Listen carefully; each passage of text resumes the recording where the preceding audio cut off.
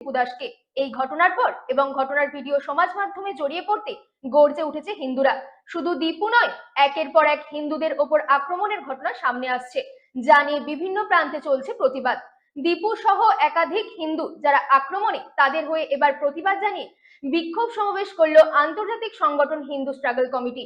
সংগঠনের পশ্চিমবঙ্গ কমিটির রাজ্য সভাপতি কিংশুক সেনগুপ্ত হুঁশিয়ারি দেন, এবং এই নিধনযোগ্য অবিলম্বে বন্ধ না হয় তবে বিশ্বজুড়ে আরো বৃহত্তর আন্দোলন নামবে তারা। বাংলাদেশে দীপু দাস এবং সম্প্রতি বিমানবন্দরের নৃশংস হত্যাকাণ্ডের প্রতিবাদে কলকাতার পৌরসভার পাইকপাড়া 4 নম্বর ওয়ার্ডে বিক্ষোভ সমাবেশ করল আন্তর্জাতিক সংগঠন হিন্দু স্ট্রাগল কমিটি।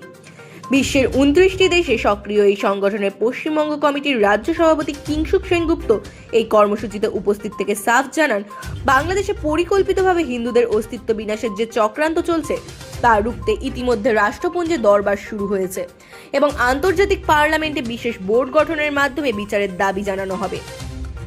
কিংশুকবাবু আরও বলেন যে বাংলাদেশে হিন্দুদের অস্তিত্ব রক্ষায় সেখানকার প্রতিকূল শক্তির বিরুদ্ধে ঐক্যবদ্ধ হয়ে লড়তে হবে এবং এই আন্তর্জাতিক সংগঠন প্রতিটি পদক্ষেপে তাদের পাশে থাকবে। বিক্ষোভ সভায় কিংশুক সেনগুপ্ত আরও অভিযোগ করেন যে দীপু দাস এবং বিমানবন্দরের মতো সাধারণ হিন্দুদের ওপর যে বর্বরচিত হামলা চালানো হচ্ছে তা আন্তর্জাতিক মানবাধিকারের চরম লঙ্ঘন। তিনি হুঁশিয়ারি দেন, যদি এই নিধনযজ্ঞ অবিলম্বে বন্ধ না হয় এবং দোষীদের কঠোর শাস্তি না দেওয়া হয় তবে হিন্দু স্ট্রাগল কমিটি বিশ্বজুড়ে আরও বৃহত্তর আন্দোলনে নামবে।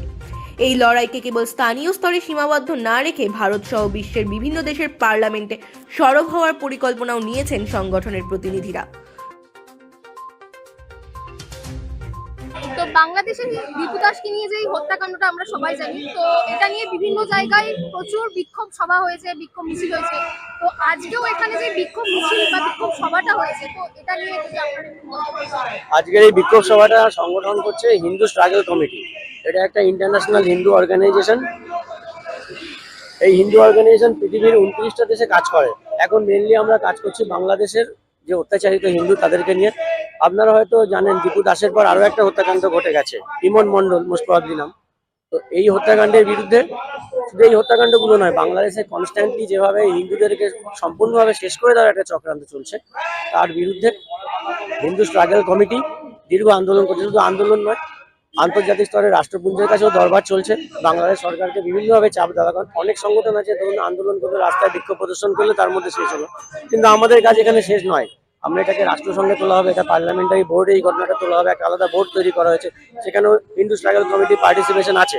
হিন্দু স্ট্রাগল কমিটি সম্পূর্ণভাবে বাংলাদেশে যে হিন্দুদেরকে সম্পূর্ণভাবে মুছে দেওয়ার চক্রান্ত চলছে সেটাকে যাতে মুছে না দিতে পারে, বাংলাদেশে যাতে হিন্দুরা সম্মানের সঙ্গে বসবাস করতে পারেন, এই কাজটা করে চলেছে।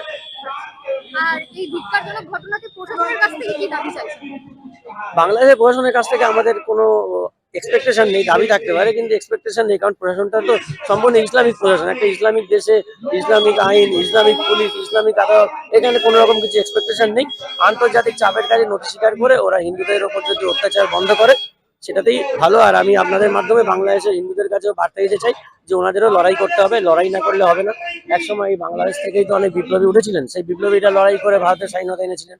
দ্বিতীয়বার ওনারা 71 সালে লড়াই করেছিলেন, ভাষা আন্দোলন করেছিলেন। তো এখন তাদের লড়াই কোথায় গেল? তাদের এখন এই ধর্মীয় সহিংসতার বিরুদ্ধে, ইসলামিক আগ্রাসনের বিরুদ্ধে তাদের নিজেদের লড়তে হবে। দরকার হলে তারা বিপ্লবী আন্দোলন করবেন, করেছেন তো।